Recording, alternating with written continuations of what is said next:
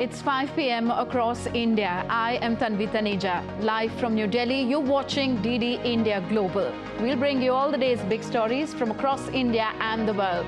With me today from London is my colleague, Ollie Barrett. Good afternoon, Ollie. How are you doing today? Hello, Tanvi. Very well, thank you. It is 12:30 p.m. here in London, 1:30 p.m. across Central Europe.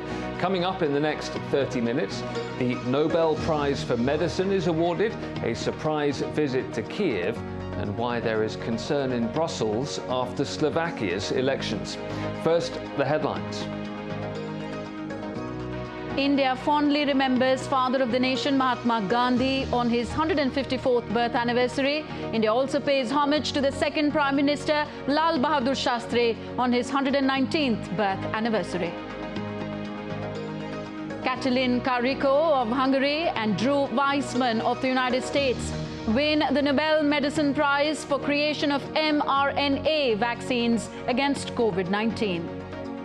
The 2023 Nobel Prize in Physiology or Medicine, jointly to Katalin Karikó and Drew Weissman.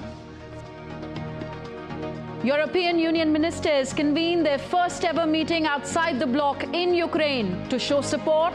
Washington insists its firm military and political support for Ukraine has not wavered. And former US President Donald Trump arrives in New York ahead of a civil fraud trial. Trump says he's defending his reputation.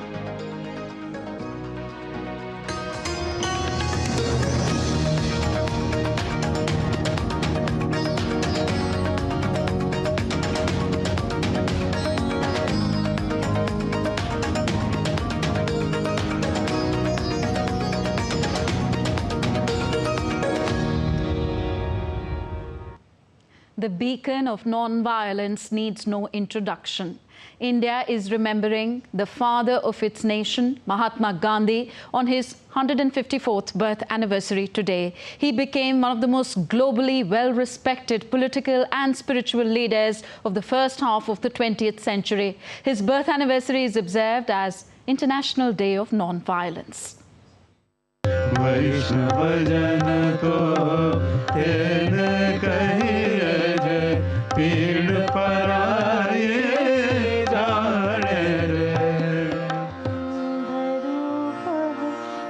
Mohandas Karamchand Gandhi was born on 2nd October 1869 in the western coastal state of Gujarat in India. Gandhi developed a method of action based upon the principles of courage, non-violence and truth called Satyagraha. He led various freedom movements in India, including the non-cooperation movement, civil disobedience movement, and Quit India movement. Many people actively participated in protests against the colonial rule in India.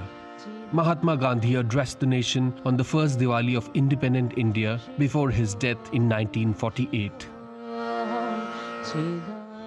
हम दिवाली का उत्सव मनाते हैं, उसका मतलब तो ये है ना कि हमने कुछ भी अच्छा काम कर लिया है। अच्छा काम क्या किया है कि राम और रावण का युद्ध चला, काफी दिनों तक वो युद्ध चला।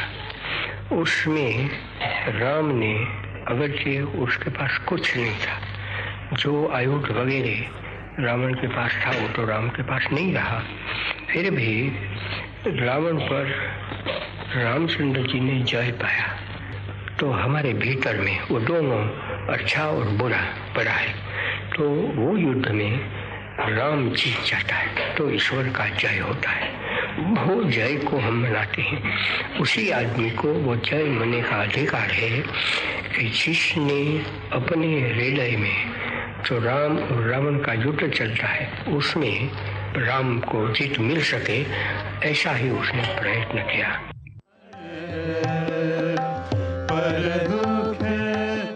A series of functions have been organized across the country and by Indian missions abroad on the 154th birth anniversary of Mahatma Gandhi.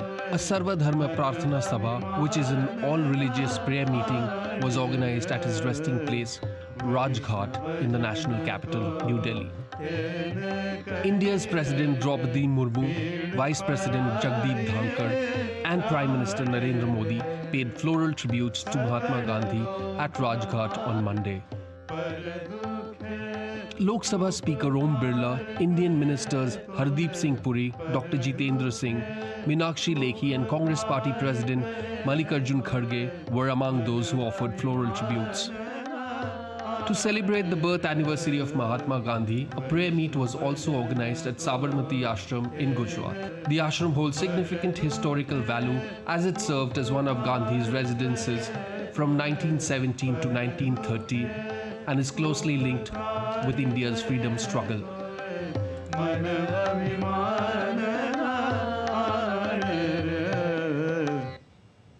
Sri Lanka's Prime Minister Dinesh Gunawardena and High Commissioner of India to Sri Lanka paid their respects to Mahatma Gandhi at Temple Trees, the official residence of the Prime Minister in Colombo. Prime Minister Gunawardena and the Indian High Commissioner recalled the global relevance of the ideals and values of Mahatma Gandhi in the present day. On this occasion, officials of the High Commission of India have organized a special cleanliness drive. The Assistant High Commission of India in Kandy also celebrated Gandhi Jayanti.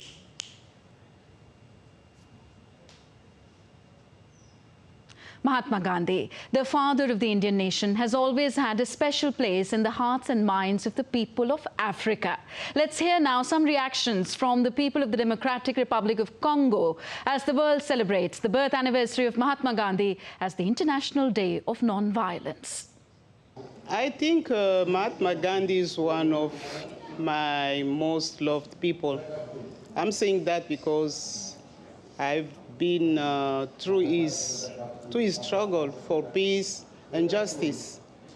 And what struck me the most is the fact that he didn't choose, violence. He didn't choose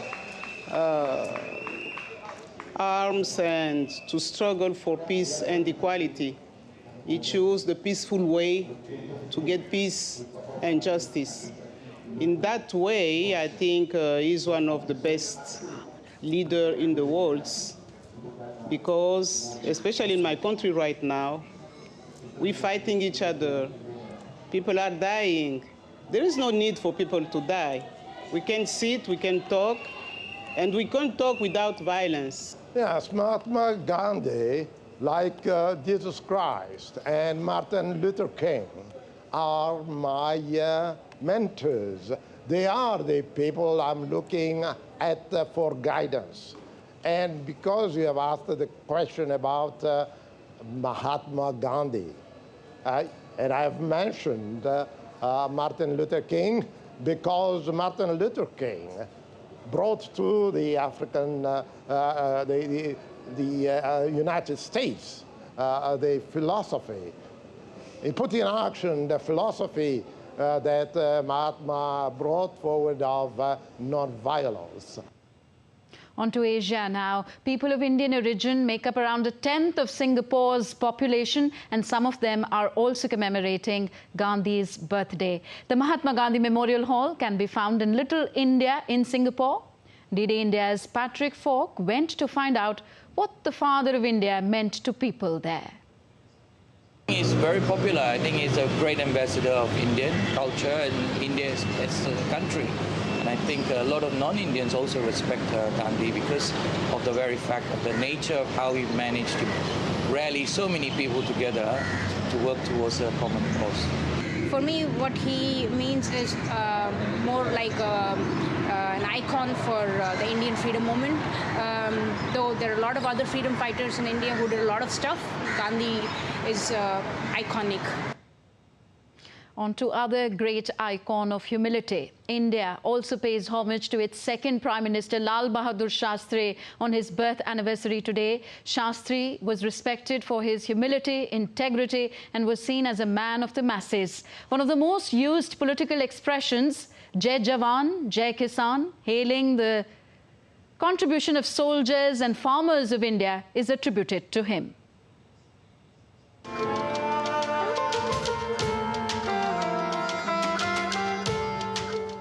India remembers its former Prime Minister and well-known freedom fighter Lal Bahadur Shastri on the day of his 119th birth anniversary.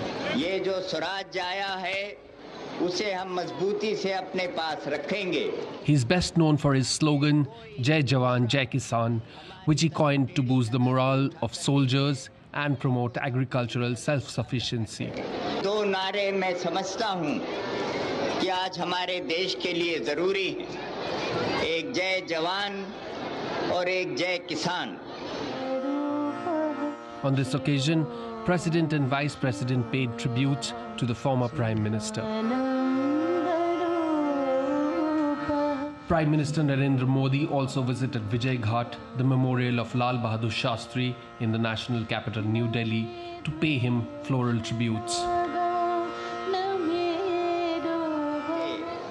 Born on 2nd October in 1904 in the northern state of Uttar Pradesh, Shastri joined India's freedom movement at a very young age of 16.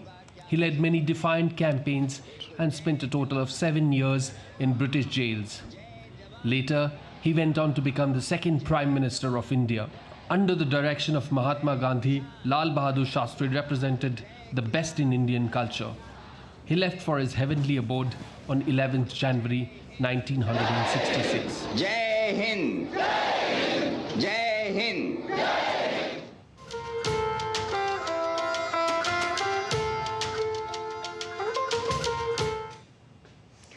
Now, the 2023 Nobel Prize announcements have begun from today. The first in this series is the Nobel Prize in Physiology or Medicine. And to tell us who won it, we have my colleague from London, Ollie Barrett, with us. He gives us more on this and other stories making headlines around the world.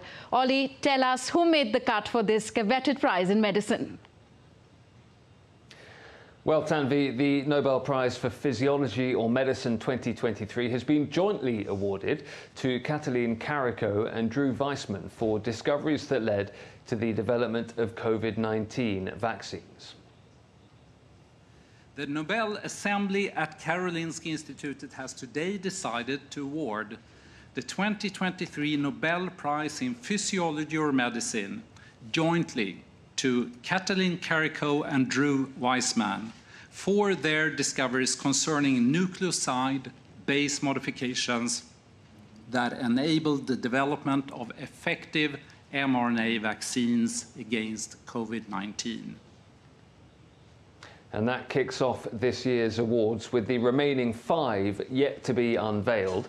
The winners will receive 11 million Swedish krona, which is about $1 million US, from the Swedish king in Stockholm on December the 10th. Katalin Karikó is currently a professor at Szeged University in Hungary, and Drew Weissman performed his prize-winning research with Katalin Karikó at the University of Pennsylvania. Between 1901 and 2023, the Nobel Prize for Physiology or Medicine has been awarded 114 times to 227 Nobel laureates. Next, former US President Donald Trump has arrived in New York City hours ahead of his trial in a civil fraud case. He's been charged with fraudulently inflating the value of properties and other assets. The former President Donald Trump arrived at Trump Tower, a property he could be forced to surrender depending on the outcome of the trial. On Sunday, the former president took to social media to hit out at New York State Attorney General Letitia James and the judge, Arthur Engoron, claiming they were unfair, unhinged and vicious in their pursuit of him. Last week, New York State Judge Engoron found that Trump and his family business fraudulently increased the value of his properties and other assets to suit their needs. US President Joe Biden has suggested that Democrats have made a deal with Republicans over support for Ukraine. This came after the US Congress left aid for Kyiv out of a stopgap government spending bill that averted a shutdown. And I expect the Republican Speaker and Republicans in Congress to honor their word and keep the deal they made months ago when they tried to threaten us to with almost international bankruptcy by not paying our debts. The brinkmanship has to end, and there shouldn't be another crisis. There's no excuse for another crisis. Consequently, I strongly urge my Republican friends in Congress not to wait. Don't waste time as you did all summer. Pass a year-long budget agreement. Honor the deal we made a few months ago.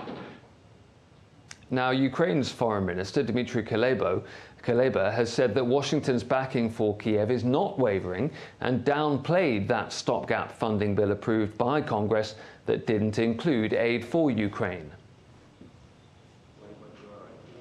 The question is whether what happened in the US Congress last weekend is an incident or a system. I think it was an incident.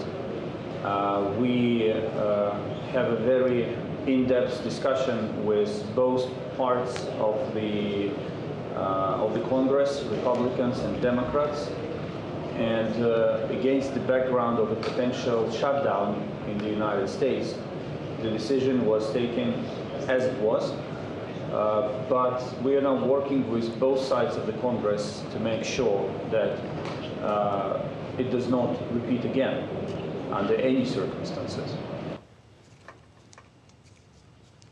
In Kiev, EU Foreign Policy Chief Josep Borrell called for increased military aid to Ukraine and gave assurances of continued European Union support. The EU has provided 85 billion euros in aid to Ukraine since the Russia-Ukraine conflict began in February of last year. It shows that our support to Ukraine not only continues, but increases, or at least by the time being the proposition on the table shows that we want to continue in increasing it. And I hope member states will decide it together with the financial perspective before the end of the year. So let's see what's happening in the US, but from our side we will continue supporting and increasing our support. And with more from Kiev, DD India's Megumi Lim reports. Well, Ukraine has remained very positive and resolute in the face of these recent challenges. As you mentioned, aid for Ukraine was excluded in the United States stopgap funding bill to avoid a government shutdown. And of course, not to mention, Slovakia had just elected a pro-Russian political party led by a populist figure, Robert Fico, who has also said that he has vowed to cut military aid to Ukraine. But again, Kiev has remained very resolute. Yesterday, President Zelensky, as the country commemorated Defenders Day, a day where soldiers who had died in the war against Russia was commemorated. President Zelensky said that nothing can weaken Kiev's resolve against Russia. The president's office head, Andriy Yermak, also said that although Ukraine was excluded from the bill, it shouldn't be considered the change in U.S. support for Ukraine. He reassured that the Ukrainian leadership continues to meet regularly with the U.S. leadership, bipartisan leadership, to discuss continued support for Ukraine. And the Foreign Ministry spokesperson also echoed what Yermak said. He said this is a small disruption, but it doesn't fundamentally change the aid situation in Ukraine. So indeed, Kiev has remained very positive and resolute in the face of these disruptions, as they call it, and they're confident that aid for Ukraine will continue from the West.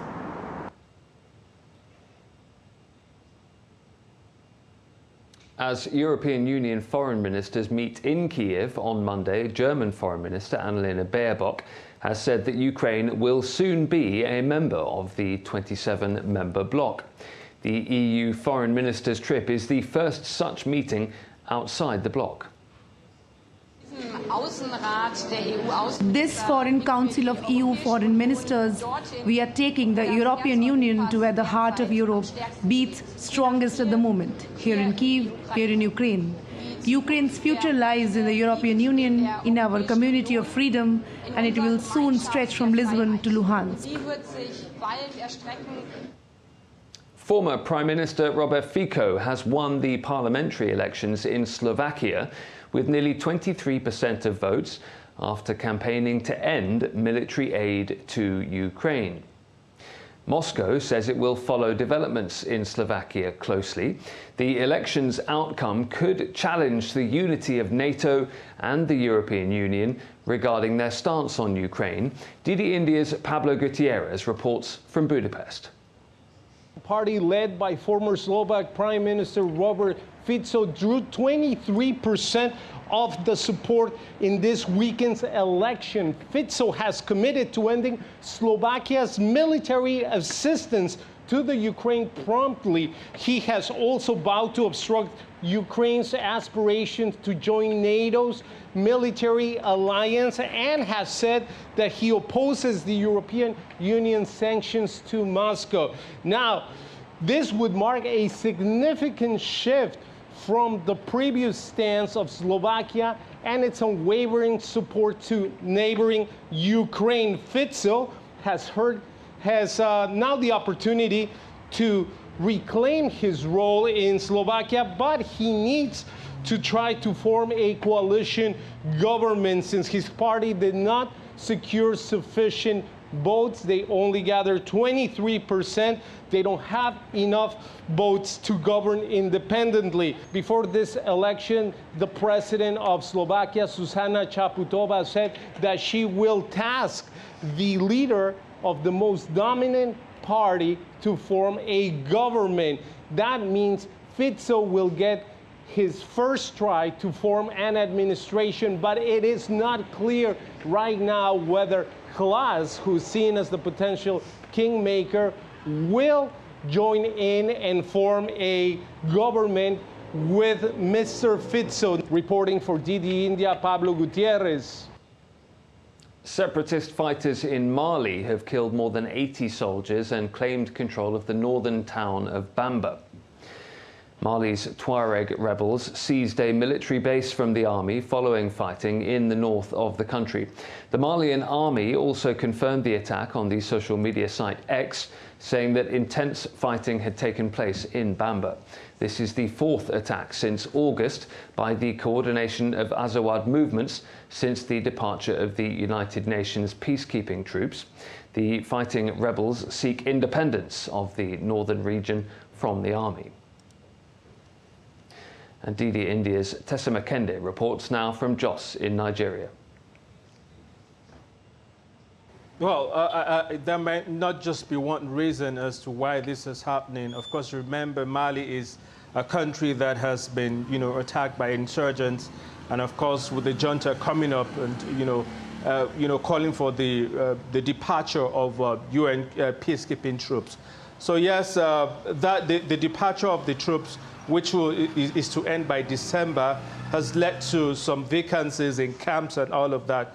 So while there may not be just one reason as to why this is happening, it could just be the fact that these rebels are trying to take over those camps. So there's more of a jostle between the rebels and the military junta who are in control of Mali at the moment. They had ordered the departure of the UN troops, like I said, and of course, French presence in Mali. So, and of course, ordered or requested for, support from the Wagner Group from Russia. So, yes, they rely strongly on the Wagner Group, and of course, members of their armed forces who toppled up the government. And with that, Tanvi, I'll throw it back to you in the studio. Thank you, Ollie. My colleague Ollie Barrett joining us all in New Delhi, all the way from London. You're watching DD India Global, still to come on the show. Spain's King Felipe VI starts new round of talks with political parties to form a government. And Elon Musk accuses Justin Trudeau of crushing free speech in Canada.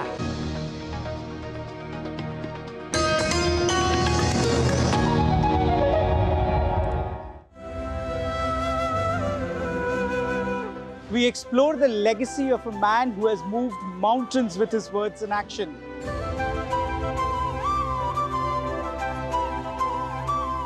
Brace yourselves, for this is no ordinary history lesson. This is perhaps a tribute to the Mahatma.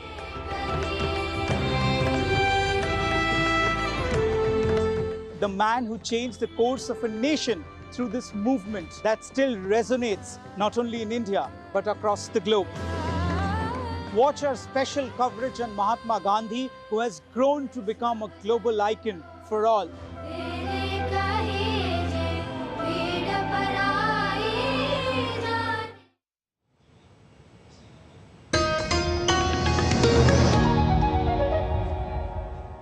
Welcome back. You're watching DD India Global. I am Tanvi Taneja.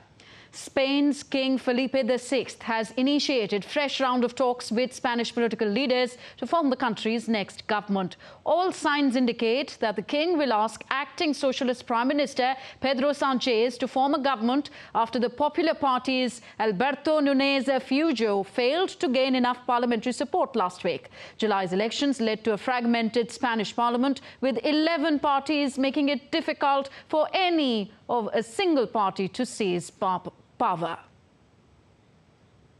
On to Asia now. North Korea on Monday slammed the UN nuclear agency as a US mouthpiece. Pyongyang's Ministry of Nuclear Power Industry released a statement criticizing a resolution adopted on Friday at the International Atomic Energy Agency IAEA General Conference that calls for North Korea to curb its nuclear programs. The North described the resolution as a result of conspiracy by the United States and its allies, saying North Korea's status as a nuclear weapon state has already become irreversible. SpaceX founder and CEO Elon Musk has slammed Canadian Prime Minister Justin Trudeau for crushing free speech in the country. His remarks come in response to a recent order passed by the Canadian government clamping down on online streaming, forcing them to formally register with the government for regulatory controls. It is not the first time that the Trudeau government is being accused of crushing free speech. In February 2022, Trudeau utilized emergency powers to arm his government against the vaccine mandates protest. And now let's take a look at other stories making news around the world. Albion police in the last 24 hours have arrested 4 people for causing fires in the coastal tourist areas. Many farmers set fire to cultivated fields to clear stubble before sowing a new crop. In July, Albania identified and charged 14 people for starting wildfires.